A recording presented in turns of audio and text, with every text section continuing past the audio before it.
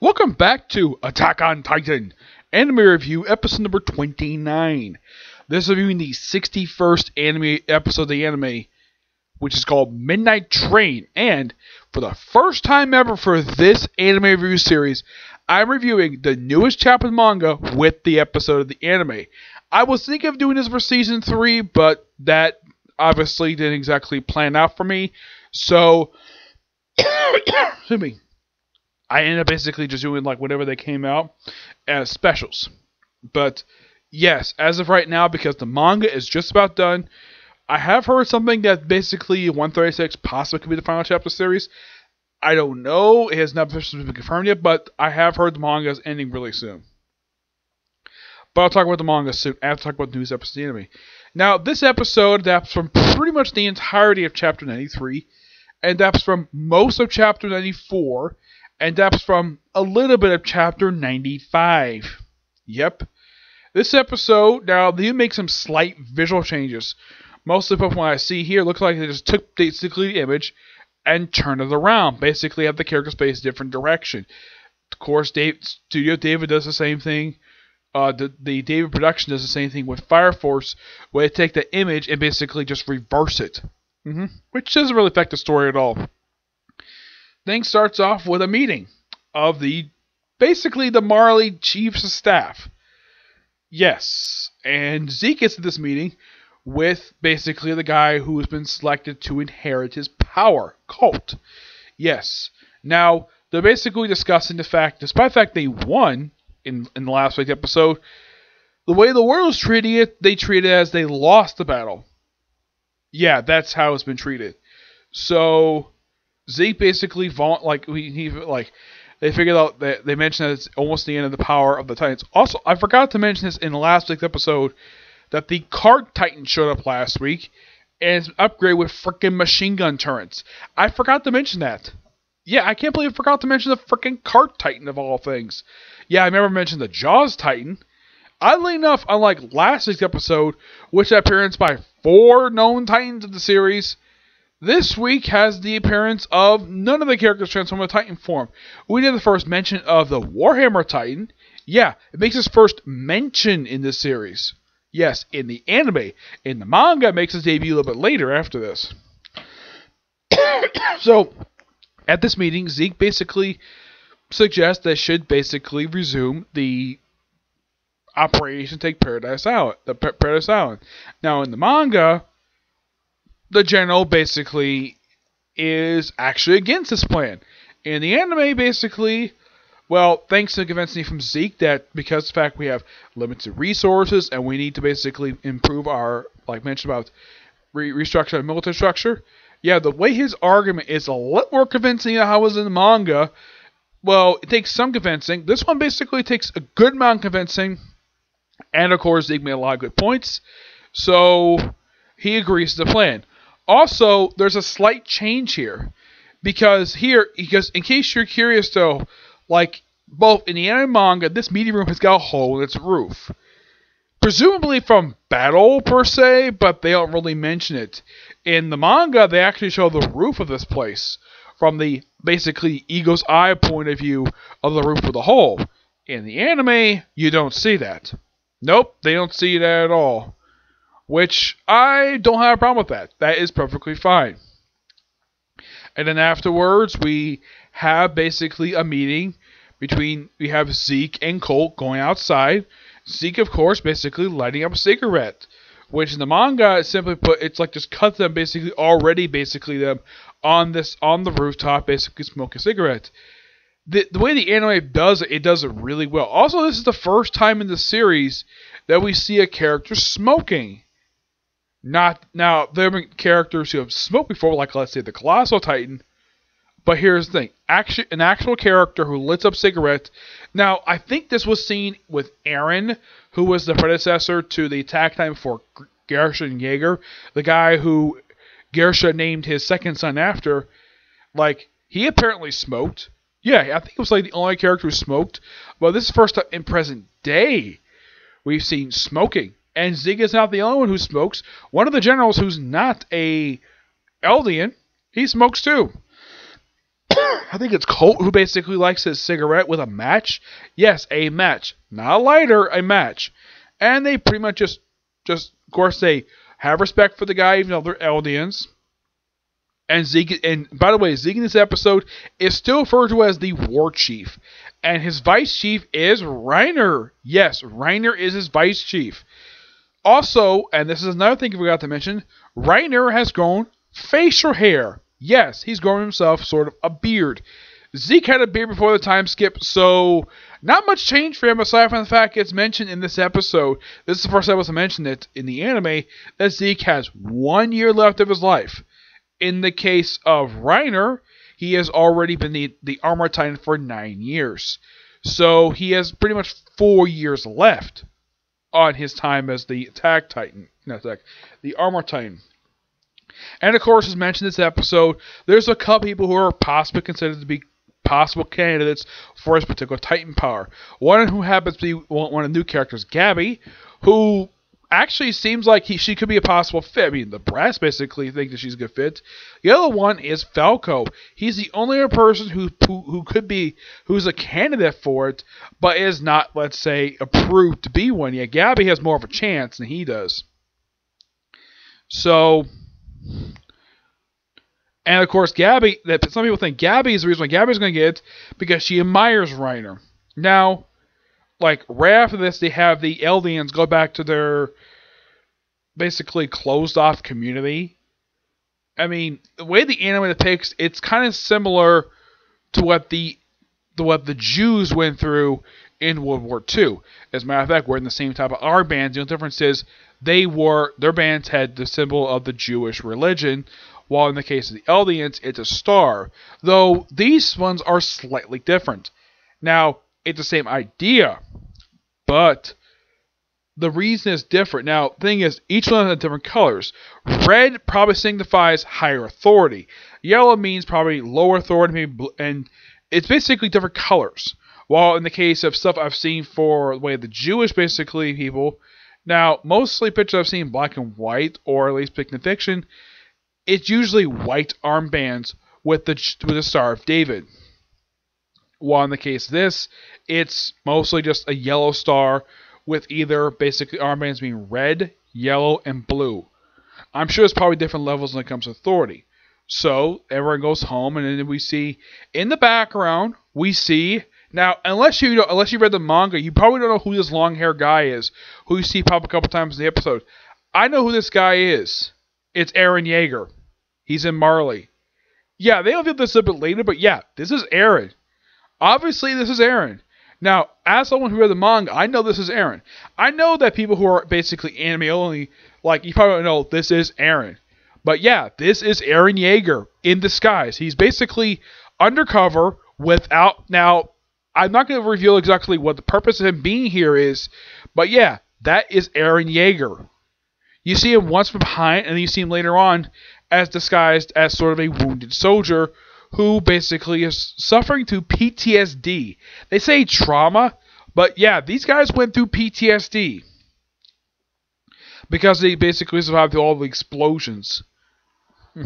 So, of course, Falco checks on them, and of course we see Eren. He trips over because everyone's saying boom. He doesn't say anything, but it's surprising how Reiner doesn't see him, surprisingly, given the fact he doesn't know who he is. Then we had this wonderful scene of Reiner and his parents meeting up with Gabby and her family, having dinner with them, because, of course, she's been possibly selected being the next candidate, the successor to the Armor Titan. And, of course, he does mention what happened on the island. He does mention various people. In the manga, they actually show who these people are. In the anime, it's various bits of conversation. Like, he mentions Sasha, an incident that happened way back in the first arc of the series, aka the Potato Girl, where she stole a potato because it was tasty, and she ended up giving half to the commandant of the training camp. And of course, I mentioned various people. They do also have Geiner make an appearance here, and this episode does reveal the fate of Ymir, which is something that the writer of the series, Hajime Isima, he's actually regretted doing this. Yes, killing off Ymir was a big regret of his. And this was done off panel. They do show her here, or apparently she gave the power, like basically passed it on to Gerhard, who is the current Jaw Titan. And we see I think we see a woman. This woman here, I think she's the Cart Titan. I think she is. She's not the Warhammer Titan. She is appear in the episode, by the way. She's not here. I mean, she's gonna appear a little bit later. Don't worry about that. It basically looked like a barracks room in a way. Reiner is here. I figured though, because he's the vice chief, he would get his own room. I mean, Zeke has got his own room, so why doesn't Reiner? I mean, he's the vice chief. Wouldn't he get his own room, not sleep in the regular barracks with the regular soldiers? I would think so, but nope, he's sleeping in the barracks. And I should also point out, though, in the manga itself, he has a dream where he's talking to his mother, and he's on his mother's lap. In the anime, they don't show this at all. My guess, they probably show it later. That's my personal guess. I know I'm a bit jumping around here, but that's basically, I'm trying to basically get this, try and go through here. So, now a little bit basically, now we also see when they arrive. Now when they arrive, that comes from the start. When you see Gabby jumping off the train the way she does, that's the start of chapter 94. Yes. Excuse me. Yeah, they actually do that, which I'm glad the fact they kept in because it's a great moment from the manga, so why not keep it in? Yep. And the candidates are actually really close with Reiner. Not close with Zeke per se, but close with Reiner. So, and then we see Zeke's room, his war room, mind you, where he's just talking to Breeze with his own people. And we see a record player behind them. And we see the Marleys listening in. Yep, they're wiretapping a conversation because apparently, get this, apparently not even having a private conversation is private from the Marleyans. It's kind of similar to what happened before. Yeah, and of course, like, yeah, Zeke has this hilarious lines like, when I pass my power on to you, I'll show you my secret of how I wipe my butt. That is seriously what the man said in the anime. And it's like, and the general's like, we even know how many hairs you have in your rear end. Like, what the heck is this? It's just a weird dialogue they wrote for the anime talking about bathroom humor. Like, what the heck is this? That was from the earlier scene with the smoking. I mean, that was fine in of itself, but the bathroom humor was like, what? But I don't think that was big secret, but that was just, wow. It was completely unnecessary to figure out, like, how in the world does Zeke wipe his rear end? I'm like, do we really need to know that? Okay. Yes. Oh, by the way, how in the world do you use a listening device? By using an old 1920s telephone. You ever seen one of these things? It's basically like, the phone itself basically has like, it's basically shaped like a rod, where it's like this, and it's got like a little ear thing. Now, this phone is real. This is a real life phone they put in the actual manga itself. It's a phone used widely, from what I can tell, in the 20s, I'd say. It's one of those like old round up ones where you just hit this button here, done, like that. And it's like a hang up thing, little hooks that shape like horseshoes. And basically it's got like, you also, believe it or not, this phone also made an appearance in one recent live action movie in the last 20 years. Believe it or not, it was the Haunted Mansion this type of phone popped up in. I'm like, wow, that's what I remember, because I remember half the movie. So, yeah, so using, now the phone itself is real, which kudos for the fact of using 1920s technology here. So, of course, Zeke is saying, like, not in this room. And then, of course, we have basically Reiner. Now, the rest of Chapter 94 is basically Reiner's childhood before he left the island, before he got the Armor Titan power. Which the anime didn't show that. From what I can tell from the preview next week, they are going to show that, which, okay, that's perfectly fine. Cut that out for this week, pay for next week. Just smart custom nice stuff. Perfectly fine. We have this wonderful conversation between Gabby and Reiner about lying, which, by the way, that's actually in the chapter 25 called Liar. And they chat for a bit. We see that this see the previous night that guy jumped off a roof, committed suicide. Yeah, jumped off a 3-story building to commit suicide. Okay, now the thing is, normally people don't die from jumping out that far high up. They probably get seriously injured, but if they land the wrong way, yeah, they probably would die. If they land on their head, yeah, they probably would die. If they land on their back, they probably will survive, but they probably won't move for quite a while. It's just my personal theory. I've seen like footage of Mick Foley when he jumped. This was old footage when he was a kid, when he decided to imitate Jimmy Superfly Snuka by jumping off the roof of his house onto a mattress. Yes. And he also, when he was a kid, he developed the Dude Low persona. How do I know this? I watched a lot of documentaries related to wrestling. That's how I know that. So, basically, it's like a mild thing, and then of course we have stuff setting up pretty much for next week's episode. It's mostly like passing the time for this episode, but it's a good episode nonetheless, and Mappa does an absolutely fantastic job with this one. Yep. So yeah, now moving on to new chapter of the manga, which is called The Battle for Heaven and Earth. We first see a little girl. We see a girl who's seeing pigs dying. And then we see what looks like to be, I think this is supposed to be Ymir, where you see this giant creature who's actually, I kid you not, this giant creature is Eren in a skeletal form. Yep. And we see that Reiner is trying to basically, like, trying to get, well, so basically, I mentioned with the Husk, and see Reiner, everybody basically trying to figure out where Eren is. They get him to stop this. So, then we have what looks like to be Armin nearly get eaten by a Titan, but lucky enough he's saved by this girl. Well, then Megasa jumps in, and basically, despite the fact that there are Titans, and there's a plane, yes, a freaking plane. Then we see this woman who actually is Reiner's mother. Yeah, she made an appearance in the episode. And then we cut to an airport. Yes, an airport. We see a control tower. Yeah, this is modern day technology. Why the heck isn't the world basically sort of medieval ages or 1920s? I don't know.